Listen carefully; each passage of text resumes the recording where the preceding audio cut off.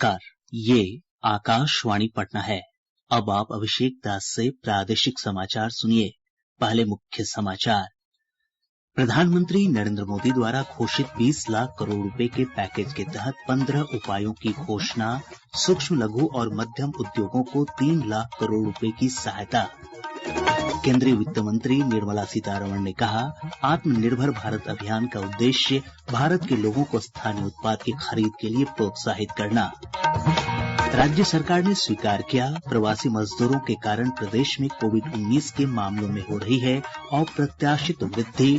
अब तक 332 प्रवासी श्रमिकों में संक्रमण पाया गया और प्रदेश में अब तक 151 ट्रेनों के माध्यम से 1,97,000 से अधिक प्रवासी घर लौटे। अब समाचार विस्तार से। केंद्रीय वित्त मंत्री निर्मला सीतारमण ने कहा है कि प्रधानमंत्री द्वारा कल घोषित 20 लाख करोड़ रुपए के पैकेज से आर्थिक विकास को बढ़ावा मिलेगा और आत्मनिर्भर भारत के निर्माण में मदद मिलेगी। आज नई दिल्ली में आयोजित संवाददाता सम्मेलन में उन्होंने आर्थिक पैकेज की विस्तार से जानकारी देते हुए बताया कि प्रधानमंत्री की इस पहल को आत्मनिर्भर भारत अभियान का नाम दिया गया है। वित्त मंत्री ने कहा कि अभियान का उद्देश्य स्थानीय ब्रांड वाले उत्पादों को विश्व स्तर पर सामने लाना है। उन्होंने कहा कि आत्मनिर्भर भारत का अर्थ सारी दुनिया से अपने आप को अलग थलग करना नहीं है। वित्त मंत्री ने आत्मनिर्भर भारत अभियान के लिए 15 उपायों की घोषणा की, जिनमें से 6 सूक्ष्म लघु और मध्यम उद्यमों MSME से संबंधित हैं। एक महत्वपूर्ण कदम के तहत सूक्ष्म लघु और मध्यम उद्यमों की परिभाषा में आमूल परिवर्तन किया गया है और उनमें निवेश तथा उनके वार्षिक कारोबार की सीमा भी बदल दी गई है। सेवा और विनिर्माण उद्यमों के अंतर को भी दूर कर दिया गया है। अब 1 करोड़ रुपए तक की निवेश वाली इकाइयां MSME के दायरे में आएंगी। वित्त मंत्री ने आर्थिक संकट में पड़ी MSME के लिए 3 लाख करोड़ रुपए का ऋण बिना किसी जमानत के देने की घोषणा की, जिससे इन उद्यमों को बिना गारंटी के 3 लाख करोड़ रुपए तक के ऋण दिए जा सकेंगे। इस तरह की ऋण सहायता 4 साल के लिए होगी और उद्यमी इसका फायदा 31 अक्टूबर तक उठा सकते हैं। पहले साल मूलधन और ब्याज नहीं चुकाना होगा। इस फैसले से 45 लाख उद्योगों को फायदा होगा।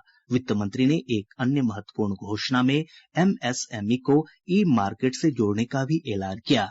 वित्त मंत्री ने घोषणा की कि छोटे उद्यमों में हिस्सेदारी खरीदने के लिए 50,000 करोड़ रुपए की विशेष निधि बनाई जाएगी। इसके अलावा आर्थिक विकास की संभावना वाले MSME को 50,000 करोड़ रुपए की सहायता भी दी जाएगी। वित्त मंत्री ने श्रमिकों के लिए कल्याण के भी कई उपायों की घोषणा करते हुए कहा कि इससे 72 लाख मजदूरों को फायदा होगा। उन्होंने कहा कि EPF 12% की बजाय 10% की दर से काटा जाएगा। 15,000 रुपए मासिक से कम वेतन पाने वाले श्रमिकों का EPF 3 और महीने के लिए सरकार अदा करेगी। इसके अलावा बिजली वितरण कंपनियों को 90,000 करोड़ रुपए की सहायता की घोषणा करते हुए उन्होंने कहा कि इससे इन कंपनियों की आर्थिक स्थिति में सुधार होगा।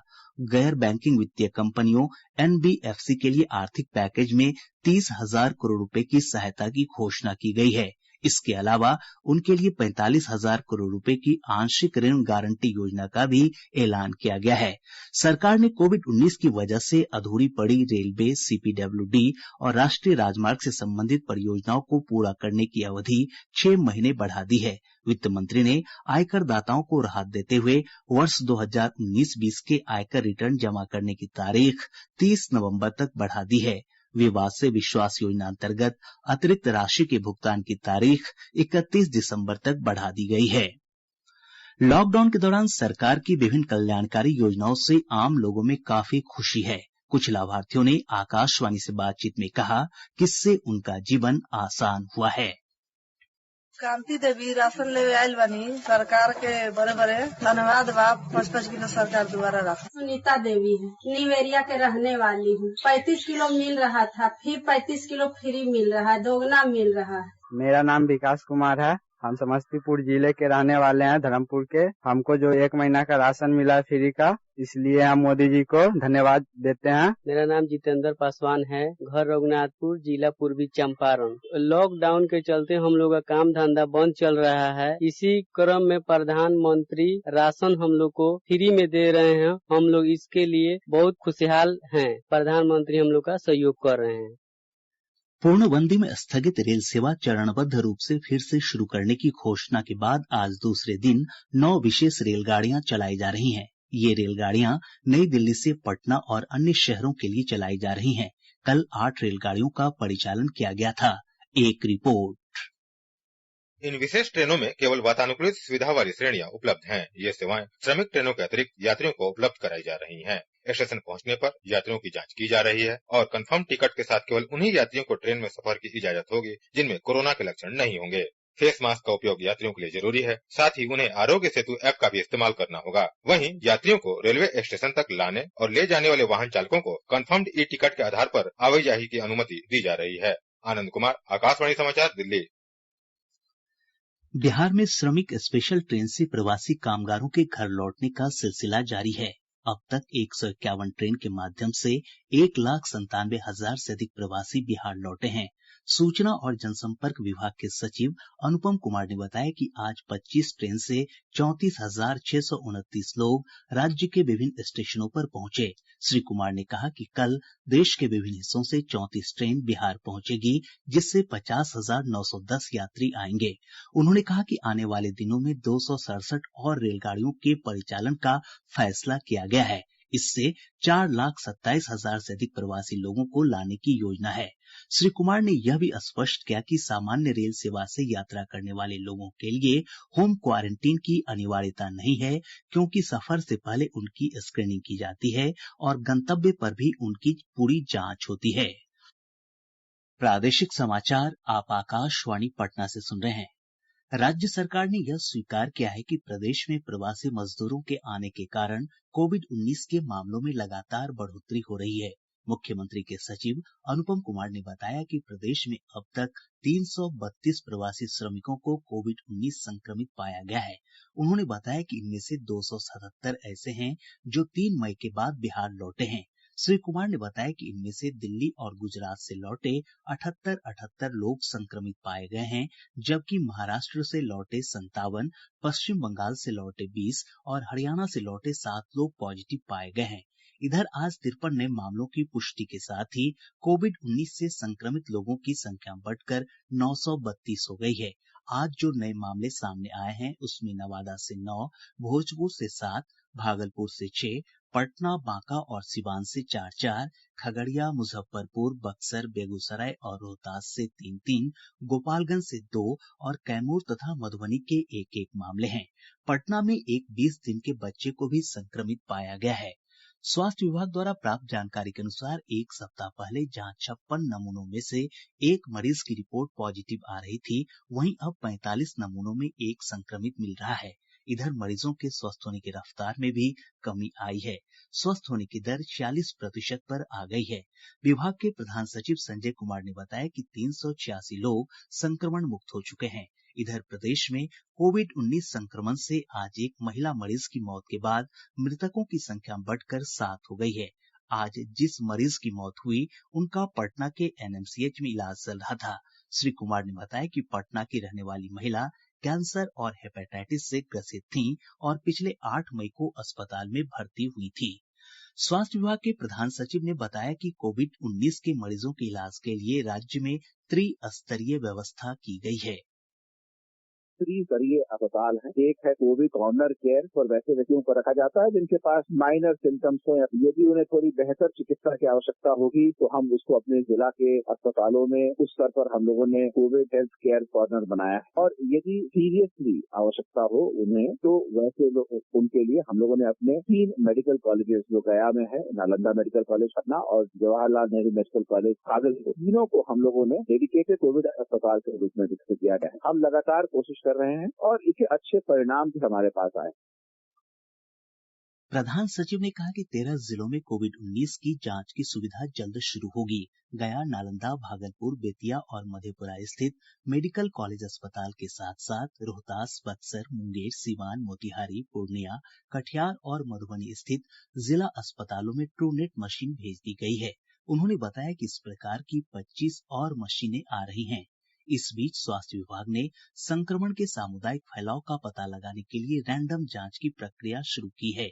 इस सिलसिले में आज नवादा, वैशाली और मुंगेर समेत रेड जोन वाले अन्य जिलों में चौक चौराहों पर दुकानदारों, सब्जी विक्रेताओं और अन्य लोगों के सैंपल एकत्र किए गए। देश भर में पिछले 24 घंटों में कोविड-19 संक्रमण के 3,525 नए मामलों की पुष्टि के साथ ही संक्रमित लोगों की संख्या 74,281 हो गई है। स्वास्थ्य और परिवार कल्याण मंत्रालय ने कहा है कि अब तक 24,386 लोग ठीक हो चुके हैं और अब लगभग हर तीसरा व्यक्ति स्वस्थ हो रहा है। कल 122 लोगों की मौत के साथ ही मृतकों की संख्या 2,415 हो गई है। अखिल भारतीय आयुर्विज्ञान संस्थान एम्स नई दिल्ली के निदेशक डॉक्टर रणदीप गुलेरिया ने लोगों, विशेष रूप से हॉट स्पॉट जोन में रहने वाले लोगों से लॉकडाउन के नियमों का कड़ाई से पालन करने और कोविड-19 की संक्रमण श्रृंखला तोड़ने की सलाह दी है। ये जो लॉकडाउन है इसको हम पूरी तरह सक्सेसफुल करें। कई दफा हम अपने छोटे फायदे के लिए या ये सोच के कि ये हमें असर नहीं करेगा, हम लॉकडाउन की मर्यादा को तोड़ देते हैं और उससे फिर इन्फेक्शन एक जगह से दूसरी जगह फैल जाता है और फिर ये जो पूरा लॉकडाउन का मकसद है ये खराब हो जाता है। तो इसलिए मैं सारे लोगों से यही अपील करूंगा कि लॉकडाउन का हम पूरी तरह से पालन करें, स्पेशली जहाँ पे हॉट स्पॉट्स हैं। फिल्म अभिनेता सुरेश ओबेरॉय ने लोगों से कोरोना वायरस की रोकथाम के लिए एकजुट होकर लड़ने की अपील की है। नमस्कार दोस्तों, जैसा कि आप सब जानते हैं कि आज सारी दुनिया में एक बहुत ही डेंजरस जानलेवा बीमारी कोरोना वायरस पूरी तरीके से फैल गई है। ये एक जंग है दोस्तों और हमें ये जंग लड़नी है, मिलकर लड़नी है और जीतनी है।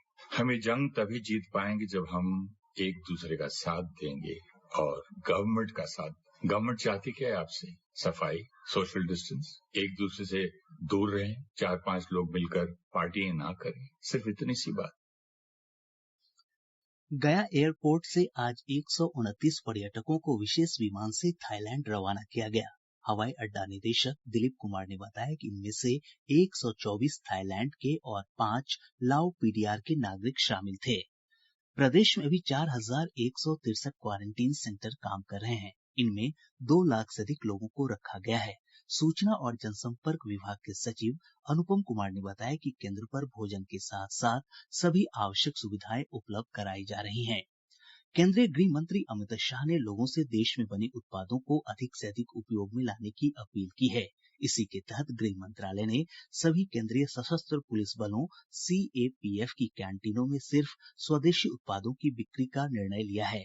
मंत्रालय का यह फैसला आगामी 1 जून से देश के सभी सीएपीएफ कैंटीन पर लागू होगा।